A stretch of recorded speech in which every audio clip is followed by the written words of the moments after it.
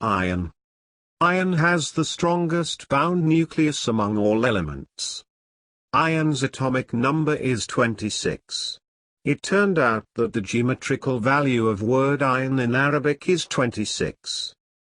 Naturally occurring iron consists of 4 stable isotopes: 54 Fe, 56 Fe, 57 Fe and 58 Fe.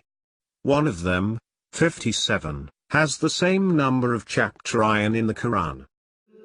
لقد أرسلنا رسلنا بالبينات وأنزلنا معهم الكتاب والميزان ليقوم الناس بالقسط وأنزلنا الحديد فيه بأس شديد ومنافع للناس وليعلم الله من ينصره ورسله بالغيب إن الله قوي عزيز. Quran 57.25, And we sent down iron, in it great might. Iron and most of the elements on earth came from outer space. Iron was known and used long before the Quran, however it was not the best choice for weapons because it rusted and it easily bent. The miracle is that the Quran said we sent down iron, in it great might, at a time when they only knew that it rusted, bent and definitely not from outer space. Today we know that iron is formed in stars and that iron has the strongest bound nucleus among all elements. Up until the discovery of pulsars it was thought that no atomic nucleus can survive the gravitational forces at the core of collapsed stars.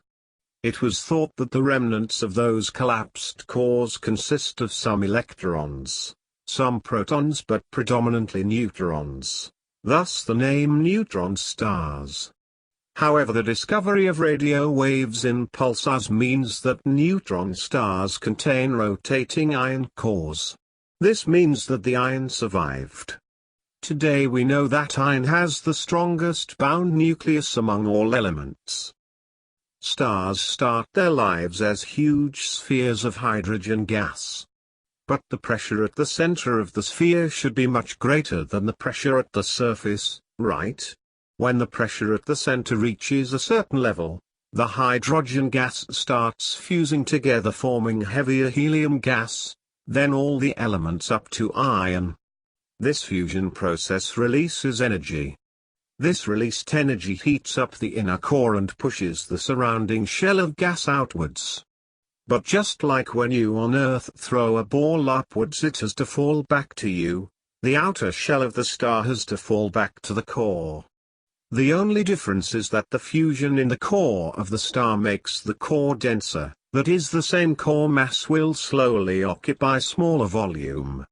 A smaller core radius and same mass leads to stronger gravitational forces. If the same thing were happening to Earth's radius, then every time the ball returns to you it would feel a little bit heavier. A time comes when the ball becomes so heavy that it breaks your arm. But this is what really happens in the core of stars. A time comes when the gravitational forces in the core become so strong that they fuse the electrons with the protons and turn them into neutrons.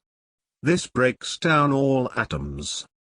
When those protons in the inner core turn into neutrons, the resulting mass at the core would occupy a fraction of the previous volume, however this time it happens in a few seconds.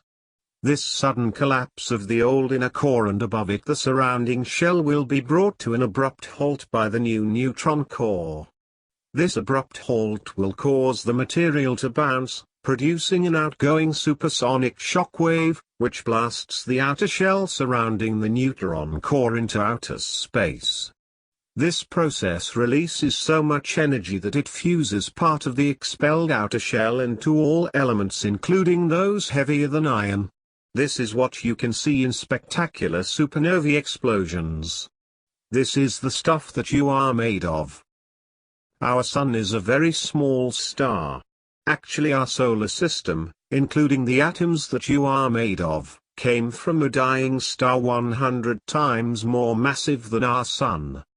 Some stars are even bigger than our solar system, so you can imagine how large stars are. However, according to the Bible, these stars are so small that they could fall on Earth. In Mark 13:24-30, Jesus said that stars will fall on Earth before his second coming. Actually, he said that stars will fall on Earth before even that generation pass away. However, that generation passed away a long time ago and no star ever fell on Earth nor ever will. Do you know why? Because Earth will vaporize before it even contacts a star, so the events prophesied in the Bible are supposed to occur on Earth when Earth is already vaporized. How could an illiterate man who lived 1,400 years ago have known all about the strength of iron?